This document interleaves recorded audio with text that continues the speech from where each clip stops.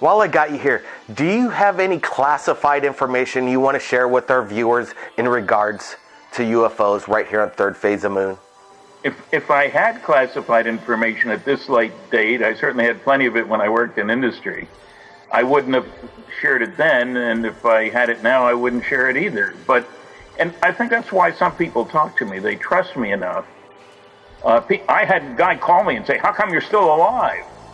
I said, "What do you mean?" "Well, you're saying the government's lying and covering up." And I said, "Yes, but anybody who listens to me know that I don't want everything out on the table, and I may be doing exactly what they want, getting them ready, getting the public ready for when the big disclosure comes." But think about it. What happens when we admit that people have been abducted and the citizens say, "Can't you protect me?" That's a sticky wicket when you get down to it, you know. You know, Stanton, I have to ask, have you ever seen a UFO for yourself with your own eyes? No, I never have. Kathleen and I were being interviewed for television talking about the Hill case out in the middle of nowhere in New Hampshire at night, dark. And suddenly the cameraman of all people says, "Hey, what's that over your heads?" What? You never have that happen to you. I've been interviewed a load of times, never have anybody, the cameraman, interrupt the process. We looked up behind us. There were some points of light in the sky, one after the other, left to right. I don't know what the heck it was. We later figured they were filming this with our backs, the objects up there. We later found out other people at the place where we were staying had also seen UFOs that day. We think, not sure, that it was a National Guard group dropping battlefield flares. And we don't know, but that seemed a decent explanation under the circumstances. That's as close as I've come. Unfortunately, I cannot say by personal experience, those aliens were nice guys, or I saw that saucer move. No such luck. If other countries from around the world started to disclose information in regards to UFOs, do you think it'd put the pressure on the U.S. government to reveal some truth? No, I think it would put pressure on the governments to get those other countries off their back. I think the United States has, and remember, Russia feels the same way, I'm sure, and so do the Chinese. It's not just the U.S.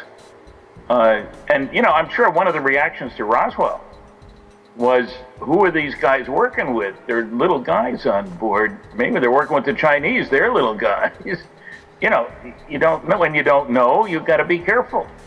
And there are more of them than there are of us, let's face it. So you'd like to know who's talking to who about what, where, and when. And we don't. You know, Stanton, we're getting a lot of information from you, and I really appreciate you being with us, and it's amazing. I want to ask you about President Obama being elected again for President of the United States. Do you think he's privy to some of the secret information in regards to UFOs, or who really is in charge of the government? That's a difficult question, because there is a certain amount of safety for any classified activity if the president doesn't have the details, because he has asked so many questions so many times. He talks to the press all the time, and what he doesn't know can hurt you. In other words, plausible deniability. Well, I didn't know about that. The one president I think did know something was the first George Bush, because he had been director of the Central Intelligence Agency. And as that, he certainly knew something. But I don't think he was telling his son or anybody else. I worked under security for 14 years. People say all these guys would have told their wives. Forget it. I never told my wife anything classified. I'd be crazy to do that. So who knows? But you don't want the president to know too much. You might tell him, you don't have a need to know for that, Mr. President. I'm sorry, but it's a vital matter. Stanton, have you ever actually seen in person or on film, or better yet, actually held an artifact that came from a UFO crash? I've never seen an artifact from a crash. I've seen physical effects produced by saucers near the ground, as one of the 4,000 physical trace cases that Ted Phillips has investigated. After you read the first 200, it's commonplace. They're seen near the ground, and when they leave, you find physical changes in the ground, but you don't find pieces of the craft. You are often referred as the godfather of UFOlogy, and rightfully so. Assuming disclosure continues to elude us, what direction would you like UFOlogy to go? And what about your legacy? I'd like to see more serious attention being given at universities, more courses being taught. There have been some. There have been a dozen PhD theses. That's not enough. There's plenty of work to keep a lot of people busy. And I'd like to see people start thinking in terms of what's the universe outside of the Earth like. And the notion that there are people who are never in contact with other beings from other planets because you can't get here from there, which is so much hogwash. We need to think, what does it mean if we're able to become part of a galactic federation? And, that's the thing about the Betty and Barney Hill case. The base stars, Zeta 1 and Zeta 2 reticuli, constellation of Reticulum, got to go below the equator to see it. They're only 39.3 light years away. But from each other, they're only an eighth of a light year apart. They're next door neighbors. And they're also 1 billion years older than the sun. So can you imagine what their technology might be and how much more incentive they would have for interstellar travel than it is for us? Because we're out in the boonies, nobody next door. For them, incidentally, you can see people on planets around one looking over at the other. You can see it all day long, all night long, and the important thing, the other one. That changes your picture of what's going on.